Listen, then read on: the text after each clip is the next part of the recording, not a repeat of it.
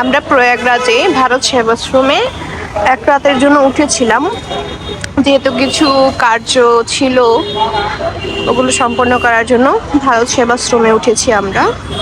তো আজকে আমি ভিডিওতে ভারত সেবাশ্রমকে এক নজরে একটু দেখিয়ে দিচ্ছি আপনাদের সবাইকে। আমরা যেহেতু কলকাতা থেকে ফ্লাইটে করে এসেছি, তো বেনারসের ফ্লাইটে এসেছিলাম অ্যাকচুয়ালি।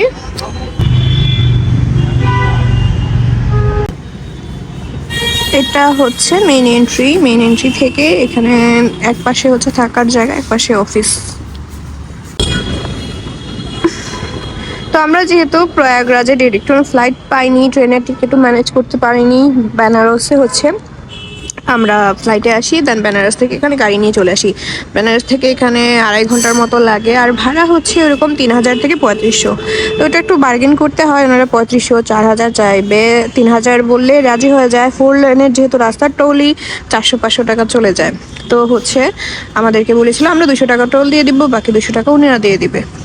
মেন এন্ট্রি থেকে এদিকে বাদিকে গেলেই হচ্ছে অফিসটা, অফিসে গিয়ে এখানে বুকিং করতে হয় থাকার জায়গার, আর বাদ বাকি এখান থেকে শুরু হয় হচ্ছে রুমগুলো। এখানে একটা সুন্দর ওয়েটিং লাউঞ্জ মতো আছে ওপেন, আর এটা হচ্ছে মেন মন্দিরটা। আর সামনে যে বিল্ডিংগুলো দেখা যাচ্ছে পুরোটাই হচ্ছে আবাসিক হোটেলের মতো আর কি। হোটেল তো না ঠিক, ভারত সেবাশ্রমে ওখানে একটা অ্যামাউন্ট থাকে, ওনাদেরকে দিলে পার রুম হিসেবে থাকা যায়। আর প্রসাদের বিষয়টা হচ্ছে আমি একটু পরে বলছি।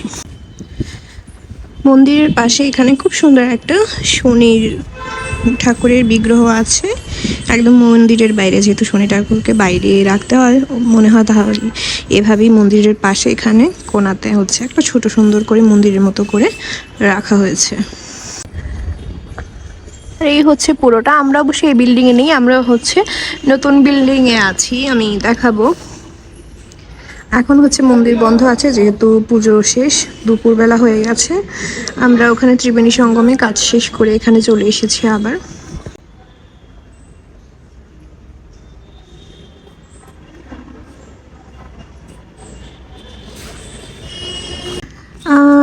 যদি কেউ ফ্লাইটে আসো তাহলে হচ্ছে ইন্ডিগোতে প্রয়াগরাজের ফ্লাইট পাওয়া যায়, বাট রিসেন্টলি কোনো ফ্লাইটই ছিল না প্রয়াগরাজে ডিরেক্ট।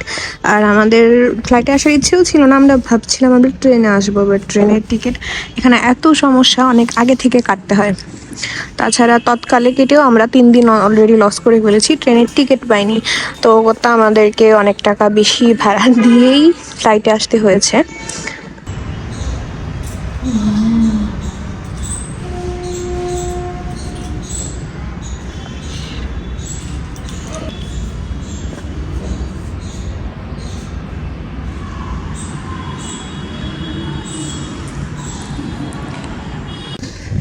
তো আমাদের রুমটা হচ্ছে এদিক থেকে গিয়ে একটু ভেতরের দিকে, চলো দেখাচ্ছি তোমাদেরকে। তো এই বিল্ডিংটা হচ্ছে এখন আন্ডার কনস্ট্রাকশন, আমরা এটারই দোতলায় আছি আর কি। মোস্ট প্রবাবলি এখানেই হচ্ছে এসি সব রুমগুলো। এখন তো ঠান্ডার দিন, কলকাতা বা বাংলাদেশে হচ্ছে এত ঠান্ডা নেই, মানে ঠান্ডা নেই বললেই চলে, আর এখানে অনেক ঠান্ডা, এখনো খুবই ঠান্ডা বাতাস। রাতের বেলা তো আমি রীতিমতো কাঁপছিলাম, এত ঠান্ডা। তো এটা হচ্ছে 236 আমাদের রুমটা। রুম বেসিক্যালি হচ্ছে একদম চলে টাইপ আর কি, মানে অত ভালো না আবার অত খারাপও না। আমি রুমটা ওভাবে দেখাইনি, রুমে একটু লাইট কম আছে, তো আমি ডিরেক্ট বারান্দাতে চলে আসলাম। তো যেটা বলছিলাম, আমার অবস্থা একদমই এক্সস্টেড, ইগনোর মাই লুক। আমরা যে রুমে আছি বেসিক্যালি, অন্য রুমগুলো দেখেছি ভালো লাগেনি, একদমই নোংরা বা ওভাবে ছিল না আর কি। যাই হোক, আমরা যে রুমে আছি মোটামুটি পরিষ্কার আছে। বাথরুমটা যেটা মোস্ট ইম্পর্টেন্ট, ওটা ক্লিন ছিল। তাই আর কি এক রাতের জন্য আর বাবা হোটেলে থাকতে চাননি, এখানেই থেকেছেন, যেহেতু এখান থেকে একটু ইজি হবে, কারণ ওখানে পান্ডা ধরে নিচে থেকে যেতে গেলে অনেক হ্যাসেল পোহাতে হয়। তো ভারত সেবাশ্রম থেকে গেলে অনেকটা ইজি হয়, ব্যাপারটা ইজি হয় কি, মানে স্মুথ প্রসেসে চলে যায়, কোনো ঠক বাটপারের মানে কবলে পড়তে হয় না। তো এটাই আর কি।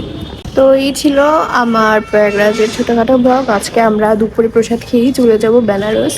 বেনারসে গিয়ে ওখানে আলাদা করে ব্লগ করবো, ভিডিও করবো, সব কিছু শেয়ার করবো। তো thanks for watching everyone, tata.